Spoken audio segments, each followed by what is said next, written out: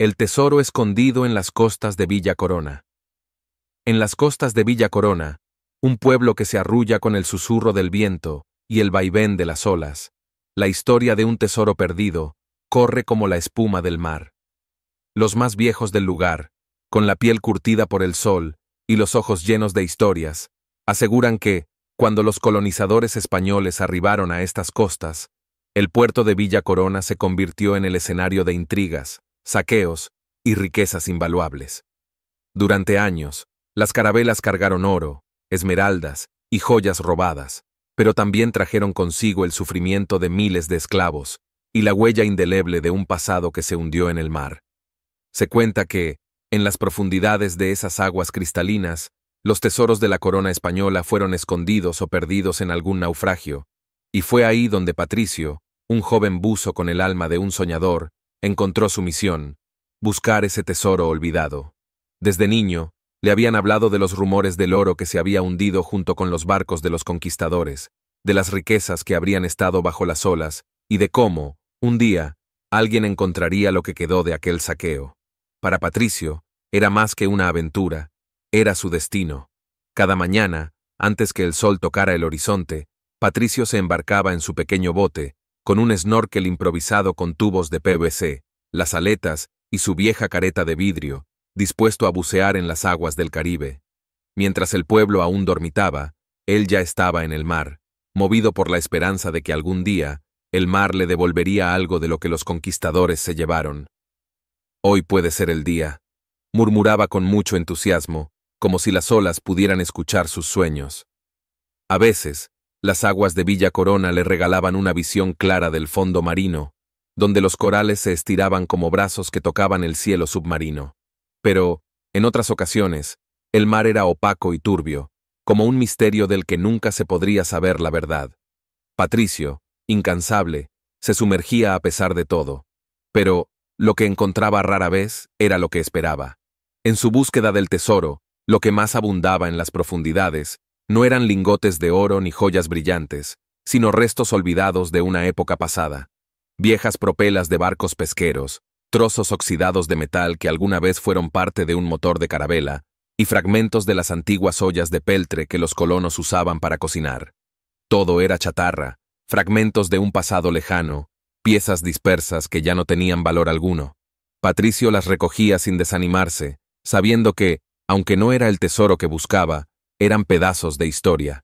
A veces, el mar le ofrecía algo más curioso: una vieja brújula, algún reloj viejo que se le había extraviado a algún bañista descompuesto por el tiempo, o una cadena de plata que alguna vez pudo haber pertenecido a un marinero. Cada objeto encontrado era una pista, una huella que le recordaba que, aunque no hubiera riquezas materiales, el verdadero tesoro estaba en el relato que estas piezas contaban. Una mañana, Patricio buceaba cerca de un arrecife cuando, al escarbar entre las rocas, encontró una caja de madera. La emoción se apoderó de su corazón. Con gran esfuerzo, logró llevarla hasta la superficie. Pensó que finalmente había hallado algo que valiera la pena. Pero, al abrirla, su rostro se desinfló.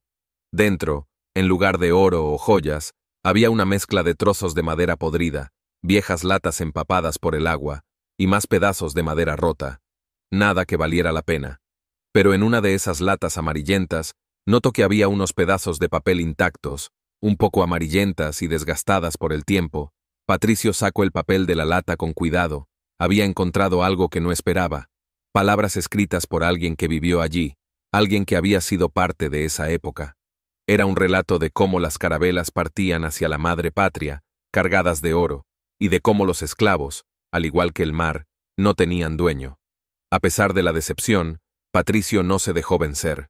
Estaba convencido de que el verdadero tesoro de Villa Corona se encontraba en el fondo del mar, oculto entre las olas y los secretos del tiempo. Día tras día, se sumergía en las aguas cristalinas, con la misma fe intacta, sabiendo que cada pedazo de chatarra o fragmento olvidado que encontraba era una pequeña pieza del rompecabezas del pasado. Aunque los días pasaban y las expectativas se desvanecían, su pasión por la búsqueda no menguaba. Para él, cada hallazgo, por insignificante que fuera, representaba una conexión más profunda con la historia del pueblo, un vínculo irrompible con las memorias que el mar había guardado celosamente durante siglos. Los otros pescadores y habitantes del pueblo solían bromear con él. «Patricio, ese tesoro no existe, hombre. No sigas buscando más. Lo que hay ahí abajo son más recuerdos que otra cosa». Pero Patricio les sonreía, porque entendía algo que ellos no veían. El verdadero tesoro era esa conexión con el pasado, esa búsqueda que lo mantenía vivo, el sentimiento de estar ligado a los que vinieron antes que él. A lo largo de los años, Patricio nunca encontró un lingote de oro, ni joyas, ni riquezas materiales.